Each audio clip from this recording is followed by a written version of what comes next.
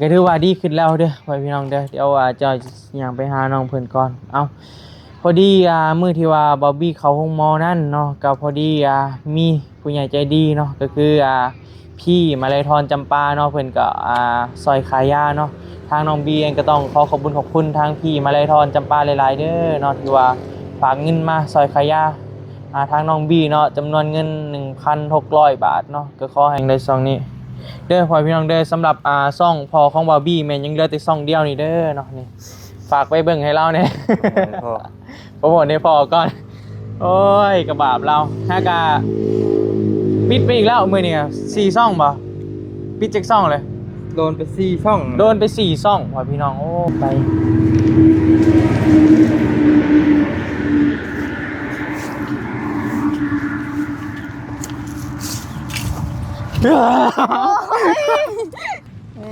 บริเซียหัวใจออกไปนำตี บอ ฮะ บอเป็นอะไรเศร้าเลยไข่ ตะกี้กับโบเศร้าเดี๋ยวเห็นหน้าเจ้าเศร้าแล้วแม่นบอ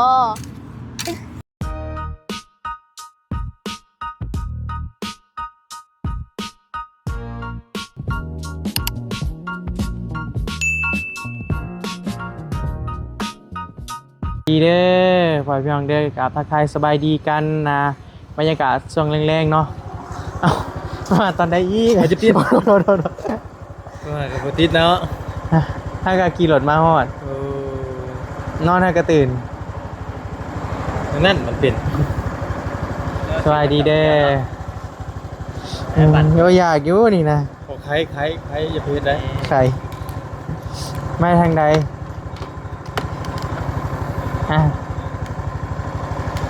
ทางไหนก็ได้ไงเห็นว่าบ่เห็นกันลายมือกับกวนเลยเนาะโทรหาตึกถ่ายอะไรถ่ายบ่ครับยังให้ได้เนาะบ่โทรศัพท์หน่อยๆอยู่บ่รถโทรศัพท์หน่อยนี่ถ่ายคลิปบ่ที่ไทยจังหวะก็มาฮอดบ่ไปทางใดอยู่ในเฮือนบ่อะไรได้ใจจดแล้วก่อนนี่ห้องกันรถก่อนโอเคมาพอดีเจอกับพระชัยพ่อพี่น้องอยู่ในใจเสมอเปล่าเห็นบ่เอาเลยบ่จะใกล้มันเลยเด็กยะโอ้ยสิบกล้ามาแล้วสนอแนวนี้นะมวยย่านเบิดเลยพ่อพี่น้องเอาสบายดีอีกบ้านหนึ่งเด้อพ่อพี่น้องเด้อทักทายสบายดีกันบรรยากาศยามแรงๆเนาะ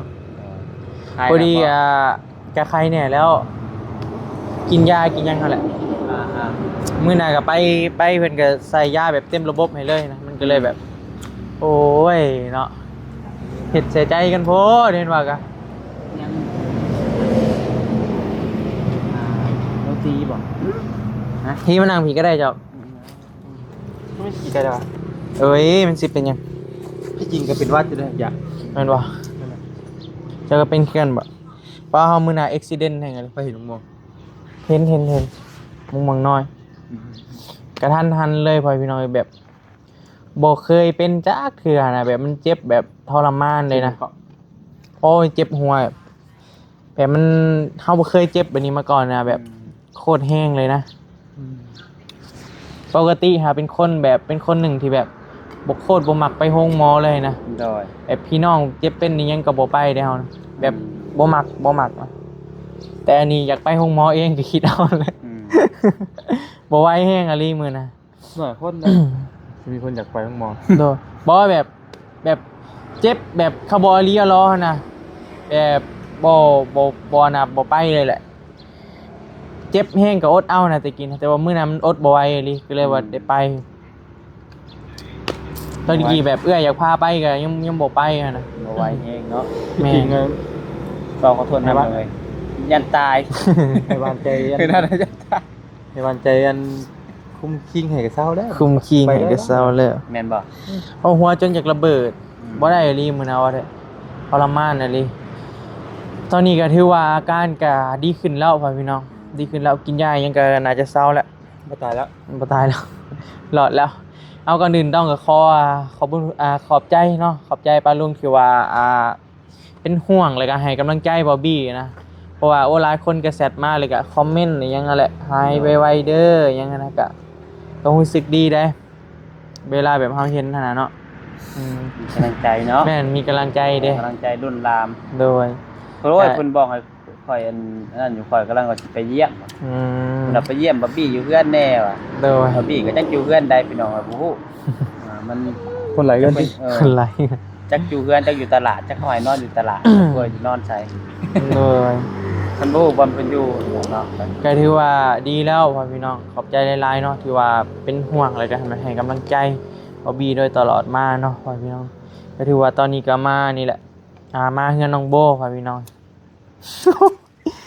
โอ้ยเนาะเฮ็ดเสียใจกันโพดเด้เนาะกะใช่เพิ่นไปทางใดเลย ใช่ น้องโบแหละ จึงว่าข่อยก็หากันมา อยู่ในเฮือนบ่ กล้าได้ง่ายบ่ มาแต่นั่นมาแต่หอ บ่ไปง่ายบ่ แต่ว่าตอนนี้เพิ่นยัง คิ บ่ ด ฮู้ เก่าว่าคิดเก่าอย่าบ่ มื้อเช้านี่บ่ หมอเงินฮะ หมอเงินบ่สร้าง แต่ตอนนี้เพิ่นยังบ่ฮู้ว่าบาร์บี้มาพ่อพี่น้องอยู่ในเฮือนบ่ เห็น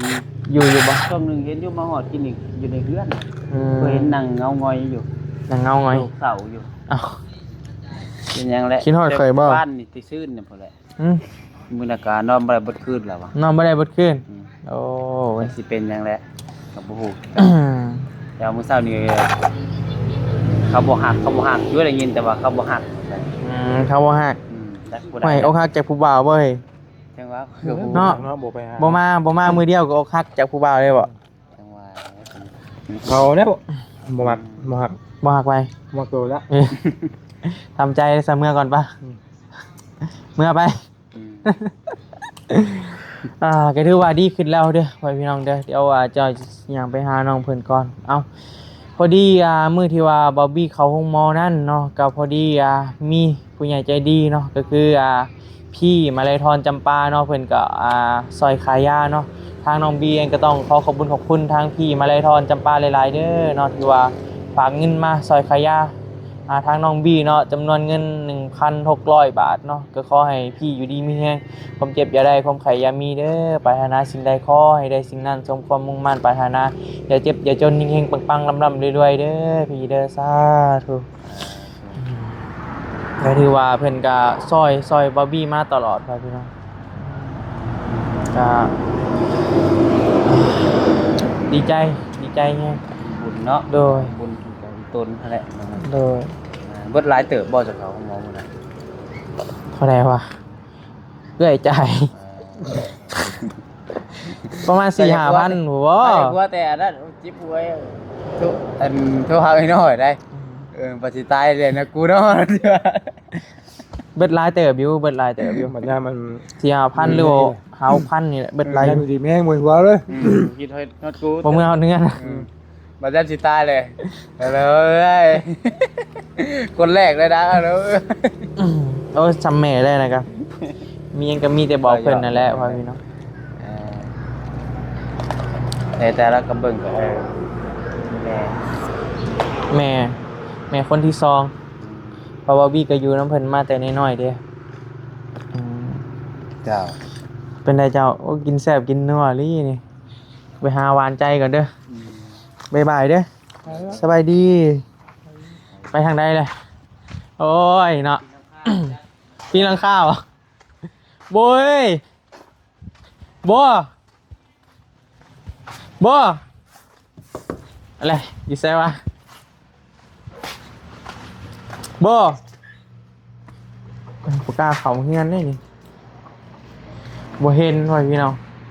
YouTube นี่ก็บ่เห็นไปไสวะบ่เห็นเพิ่นออกไปนอกบ่ปัจจัยฮะบ่เห็นออกไปนอกว่ะรถได้ซะรถก็บ่เห็นถามไม่เท่ากันเด้อ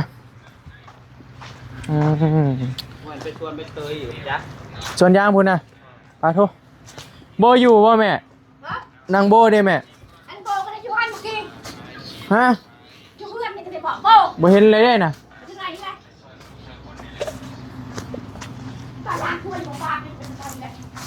một năm đó บ่เห็นได้แม่เข้าห้องน้ำบ่โอ้ย แม่งเห็นปุ๊บไปเลย บ่เห็นพ่อยพี่น้อง ôi một năm thì không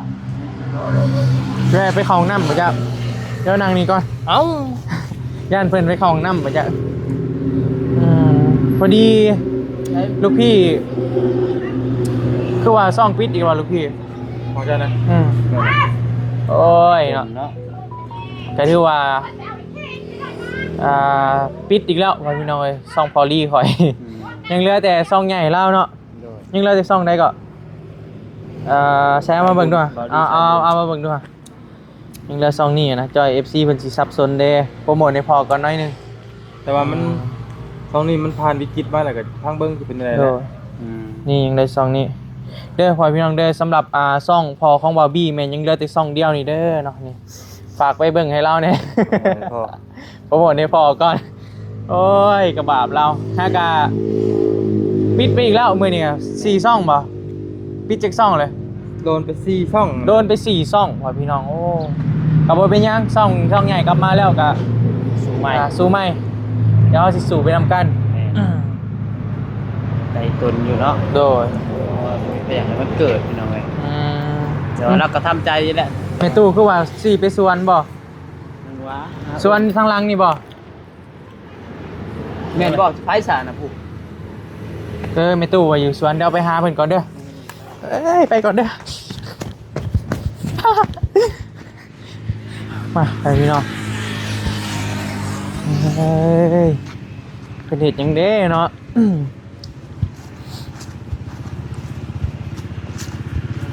โอ้โหเสียหยาเด้ยังบ่ฮู้ใครเขาบี้มาเด้เดี๋ยวสิจอบลังเงินไป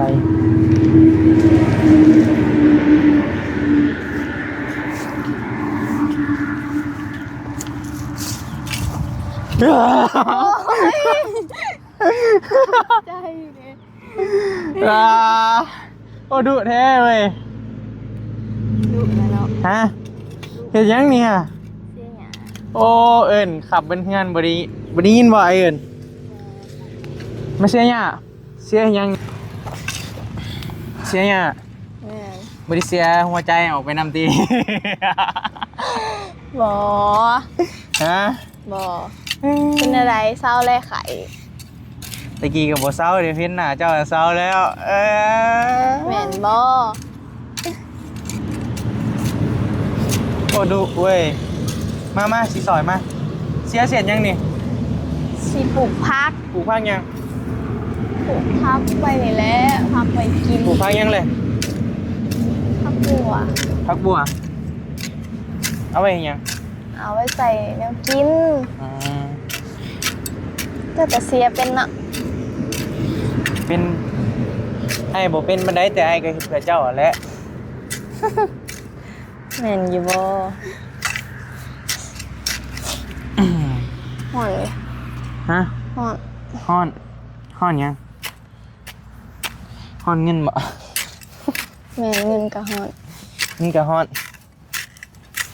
หัวใจเด้อ บ่ฮู้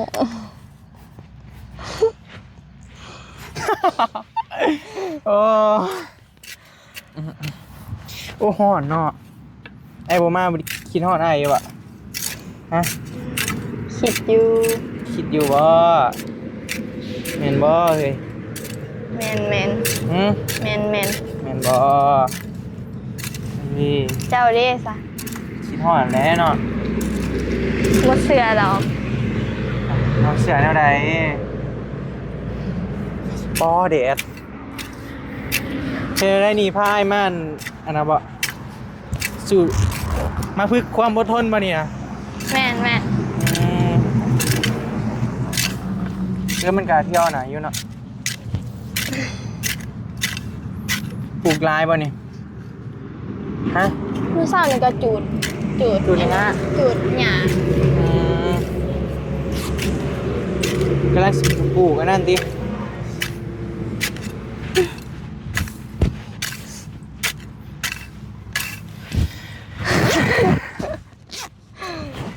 พอแล้วติ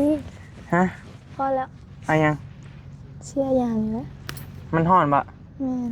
ฮ้อนลีได้บ่พี่น้อยเป็นห่วงง่ายบ่นี่แม่นบ่แต่ก็ฮ้อนเลยลิป่ะตอนแรกยังไม่เห็นเนาะ โดย บ่ไหวแล้วบ่ไหวแล้ววะเท่บ่ไหวลีนี่นะมาปะ โอ้ย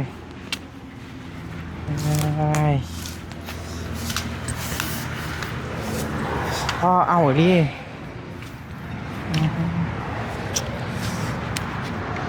ประตูอัตโนมัติ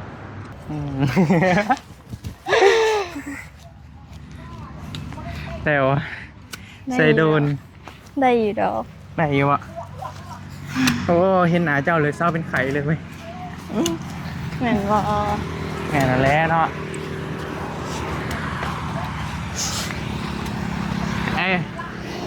ไหนวะเจ้าน่ะไม่ห่านบ่เศร้านี่ เมียนเครื่องเมียนเครื่อง ไม่ห่านเมียนลายวะเมียนตัวใดเนี่ย ลายอยู่เมียน ตัวใด แจ ใส่ตัวใดพวกนี้ฮะ อืม เพิ่นว่ามื้อใดเพิ่นได้ว่ามื้อใดเฮ็ดได้เพราะว่าได้ยินภาษาเว้าว่าอันหยังก็คนเสียในบ้านเจ้าบ่มันยังเฮ็ดบ่ได้บ่ แม่นประมาณมื้ออื่นนี่แหละ มื้ออื่น มาก มื้อได้มากแม่นบ่ แม่น โอเคเพราะว่าฮอบบี้ก็บ่ได้มาหั่นน่ะพ่อพี่น้องก็เพิ่นล้มกับสร้างแล้วแม่นบ่เท่าใดก่อนล่ะ 7 ล้านหานี่แหละ 7 ล้านห้าบ่ขายดองเจ้าน่ะเท่าใด บอกไปอีกแล้ว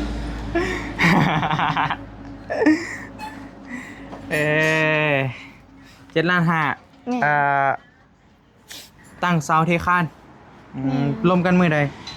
เมื่อวานนี่แหละ รวมกันวันนี้ แม่น รวมกันวันนี้ว่าซั่นโอเคก็ถือว่าเขาได้มากเองบ่หรือว่าเพิ่นมาก เฮาก็มางเองแล้วเพิ่นก็สิมาซอยอยู่หั่นน่ะคันเฮามาเพิ่นว่างเพิ่นสิมาซอย โดยมากเองเลยเพิ่นก็มาซอยน้ำ แม่น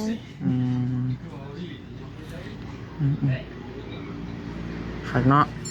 โดย พอดี7 ล้านหากับประมาณ 11,000 ประมาณนั้น ประมาณนี้เนาะประมาณนี้แหละพอพี่น้องแต่ว่าเพิ่นเอาเป็นเงินกีบอ่ะ แม่น เอาเงินกีบกับเอาเงินกีบมาให้เพิ่นบ่เนี่ยก็ถือว่าสำหรับงบของที่ว่าเฮ็ดห้านน้องเพิ่นนี่ก็ทำเบาบี้ก็ค่าสร้างก็ได้แล้วพอพี่น้องก็ถือว่าถามากแล้วก็ดำเนินการเลย เจ้าได้เว้ารายละเอียดอีหยังต่างๆเลยตีกับตัวที่ว่าไอ้เว้ากับบอกแม่ตู้พอตู้แล้วเนาะ แม่นบอกแล้ว เพราะว่าเฮาก็บ่ได้การันตีว่ามันสิได้สำไรหั่นน่ะล่ะก็คือคอยเฮ็ดไปหั่นน่ะเพราะว่าทุกอย่างมีเวลาของมัน ป้านั่งไปโอเคโอ้ยอันนี้เอาไปเฮ็ดหยังนี่ล่ะ เอาออกมาไว้ เอาไปขายวะ คนออก เอาไปขายบ่ แมนโฮมไว้คายเนี่ย อืม ตะกี้แห้งลายแต่ไข่นะยังแต่สำเนียง เอาซื้อหมุนเฮาขายนี่ได้เท่าใดนี่ ก็บ่ฮู้เลยเพิ่นซื้อเป็นโล โลเท่าใด บ่จื้อได้บ่ได้ แก๊ส ขายโดน มีแก๊สแล้วก็มีแตะไข่ฮ้อนเด้อเว้ยไปกินน้ำเย็นอยู่แต่ว่าอันกินบ่ได้ ยังบ่เศร้าบ่ เฮ้ยลูกชายลูกไผ่ใช่เลยบ่ไล่ไปคิงด้วยน่ะ ภูเขาลงข่อยยศรางวัลไหน มาที่รัก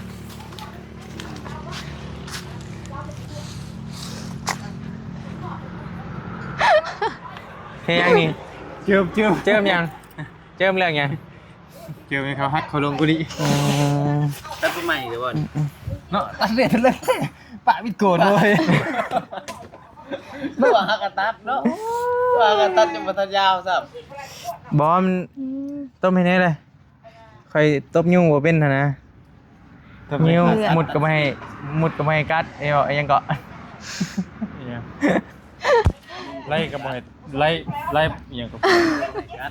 ไล่บ่ให้ หมดบ่ให้กัดไล่บ่ให้ต่อ นวด มุดบ่ให้กัดอะไรโอ้ยยังไงนี่ โอ้คันแดงมาบ่ดิ โดย อยู่ขี้มาเอ้ยเจ้าเด้อ ไปได้แค่น้ำขี่ได้ เนาะว่ากันเนาะ ทุกขี่บ่เป็นดอกเจ้านะ มันขี้ซ่าบ่เป็นบ่ ขี่สาวบ่เป็น บ่ค่อยท่านจับมือเด้อ เปลี่ยนกันเลยไป ก็บ่เปลี่ยนบ่เปลี่ยน ว้า บ่เปลี่ยน ก็ยังบ่เปลี่ยนอยู่บ่ บ่กล้าเปลี่ยน โอ้ แดงมาได้จ้ะ เปลี่ยนคันแดง เจ้าว่าข่อยมันได้ปะนั่นบ่ คันรถเจ้ามีหนังสือบ่ โอ้ มีเลยเปลี่ยนมีเลยเปลี่ยน ข่อยบ่ได้ไปเอาป้ายเชื่อน้องเลย แม่นบ่ เออ ไปเอามาจ้ะ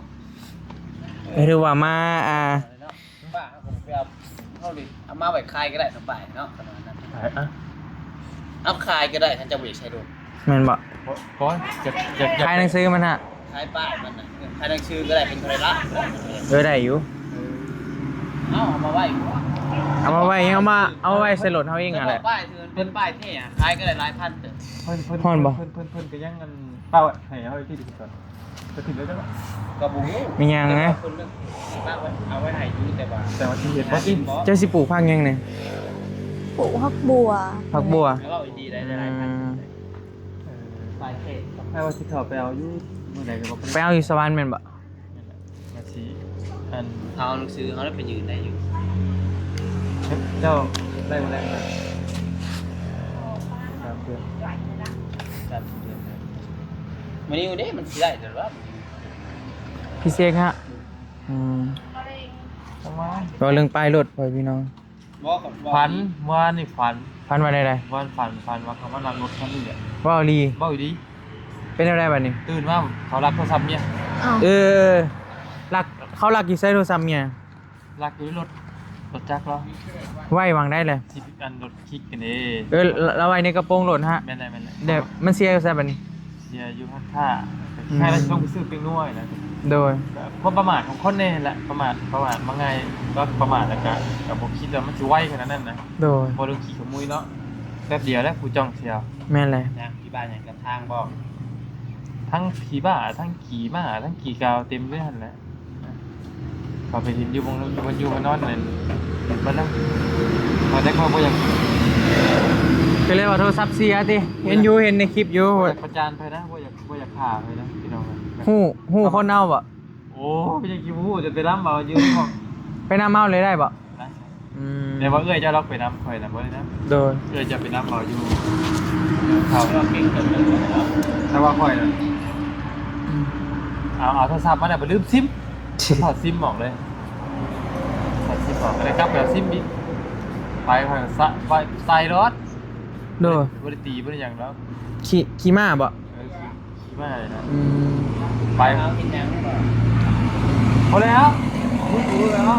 บริเจ้าคิวแล้ว ชื่อ เขาคนพิษถ้าถือว่ามวลมันยั้งหน่อยเขาก็ต้องคงคูยมันก่อนอยู่แล้วแต่ว่า พดให้มันเดือด โอ้มันทำดึงอยู่แล้วเขาน้อยกว่ามันได้จะโดน แม่นบ่ มันลิดยาได้แล้วสั่นเลยแล้วยันจักอะไรยันถึงจับจักอะไรยันเขาตีนะ แต่ว่าได้แล้วโทรศัพท์เนาะเห็นในคลิปอยู่ แต่ว่าเอสตีเขาบตีแล้วพวกใหม่ โดย เขาก็จะคู่วันชื่อ ดีก่อนด้วยสิ โอ้ตีขึ้นแล้วข่อย ชื่อ บักมูบักกับผมชันยาวนี่ที่ปัญหา บักเสกว่าจาก จังวะ ไม่บักเสกวะ โอ้บัก หมู่บักเสกฮะ ไม่ใช่บก ไม่เห็นบ่เบิดปะ นั่นนะ อันใด บักตัวที่มันหาพื้นคายนะแต่ว่าหมูบักกันทีมันผมเงี้ยๆมาดิ บักเสกอะไรเห็นมันอยู่ในตลาดนะ แต่ว่าโมเมนต์มันหมูมันโมเมนต์มันหมูมัน เห็นไปได้นี่บ่ได้ฮู้ได้ไปพี่น้องกล้องอย่างนี้นะมันเห็นรถขายได้นี่ บ่เห็นบ่ปัจจัย ยับเข้ามาเอ้ย แต่ว่า ต้องเอ็นมาเบิ่งนี่ เห็นบ่คันไปนี่ แต่ว่าคืออันนั้นถ้าว่าคือ บ่ ไอ้ เห็นน่ะ โอ้ ยัง ย เห็นบ่สต็อปเดี๋ยวตั้งเอาก็ได้ แต่ว่าคืออันไอ้ไปนั่งด้วยตนเองนั่นยันอารมณ์ขึ้นอยู่วัน แม่นบ่ ทำคือได้เป็นน้ำนั่นเองแต่ว่าจะเป็นน้ำต่างหากไอ้ หลักเลยได้เอชซีบอก โอ้ โอ้ยจะขี่คิดตีเลย ใส่เลยเห็นบ่ เดี๋ยวหลักเอชซีใช่ไหม ก็นกต่อย2คนแล้วไอ้จอยนะ เฮ็ดอะไรปุ๊บแลน ใส่ดีแล้ว ใส่ นี่ไทยนี่ดอก โทรศัพท์เมียเป็นสีเอาไปพี่น้องคนหลักอืม เขารัก คนหลักโทรศัพท์เมียโดน ตัว3ด้วยซะ จะตามเขาโทรเฮ้ยเด็กซีว่าเด็กอ่ะ ยัง อ เอาเลยชม จังหน่อย เอาหน่อยนี่แรกข่อย เอาไปบ่ทำไม บ่ได้จักหน่วย จะตีคนโยมันนี่ก็ได้ 3 4อ่ะ น่าเราไปจ้างคุมแหลกเขา ลบได้อยู่ซะ ว้าวดี เอาไว้ โอ้ยเนาะ นั่นไว้ด้วยดิ จะขี่ไว้เห็นยังระวังเห็นคิปโป้นะ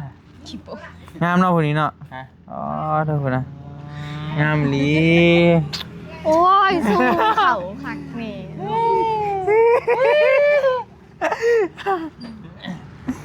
เป็นอะไรค่าสร้างเพิ่นว่าเท่าได้ก็เห็นเจ้าลมนำหั่นน่ะ อ๋อข้าง อืม 7ล้านหา 7.5 ล้านเพิ่นว่าเพิ่น ในกรณีเฮ็ด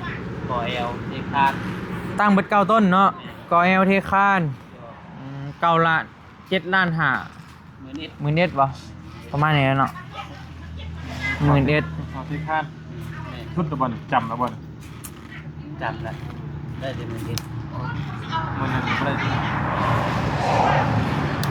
ให้สร้างผู้หนึงมาเบิ่งจะไปลงคลิปบ่ ไม่ในมือหิดไม่ได้ละว่า จะรับหน้าไปเองแล้วบ่ ก็ สร้างว่าไงกับพี่น้องนะ หมื่นเอ็ดเนาะเพิ่นว่าเพิ่นซีมาอันเริ่มมือได้หั่นนะ ถ้าเวลาเต็มเฮาพุ่นน่ะเฮาพร้อมมื้อใด เพิ่นน่ะพร้อมอยู่แล้วแม่นบ่เพิ่นบ่ได้ติดงานอีหยังเนาะมีแต่ว่าเฮาพร้อมมื้อใดก็ให้เพิ่นมาเลยแม่นบ่มั่างได้ซะเฮาได้มั่างเองแม่นบ่ แม่นมาเองก็ได้มาเองก็ได้เอาเบิ่งก็ได้ โดย ถ้ามาบ่ได้ก็คือบ่ดีว้าวแล้วให้รถลำตึง นิวจะเอารถมาดึงเลยบ่ว้าวลีเอ้ย ประหยัดแท้อยู่ภาษาไทย นี่แหละนี่สร้างยาวนี่แหละ สั่งยาว ขึ้นไปใส่เลยเจ้าปั๊มต้ม ไม่ยากพอถึงมาบ้านนี้ก็ได้ ก็ยากเดือน3คนตกลาล้างได้เนาะน้อยก็ เพราะมันสิยากยังเก็บเศษมันไปหั่นนี่นะเก็บเศษมันอีกนี่ ไม่ยากคือน้ำทางกันดีแหละ เศษมันเอาไปไว้แซ่บัดนี้ขึ้นได้อยู่แล้วเนาะ ก็ยากอยู่คันละบ่ยากก็ยากอยู่ได้ นั่นแหละไอ้คนเศษคนยังมันไป บ่ยากสิบ่ง่ายเฮ็ดเนาะ มันกระโปรงพองไงเลยเนาะ แม่นเลยบ่ง่ายบ่มีหยังได้มาง่าย แต่ว่าบอกไปแล้วว่าคือเฮาสิมั่งเอง ๆมั่งเองแหละมื้อเด็ดเนาะ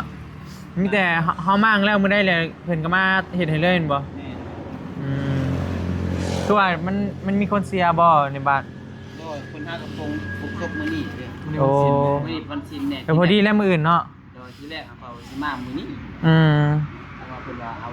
วันศิลป์แน่แล้วก็มื้อเป็นสงกรานต์แน่ โดย เลยว่าเอาสั่นกับมื้อ ก็เลยว่าเป็นมื้ออื่นเนาะโอเคก็ถือว่ามื้ออื่นเฮาสิได้ดำเนินการเด้อพี่น้องเด้อบ่ได้ไปสตรีมื้ออื่น มึงว่าชิบ้างกูไปแล้ว ก็มาซอยกันเนาะ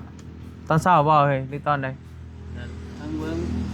โดย ป้องกันก็ได้เหมือนกันนะ มียังอยู่ว่ามีหัวคันไดยังมีอยู่บ่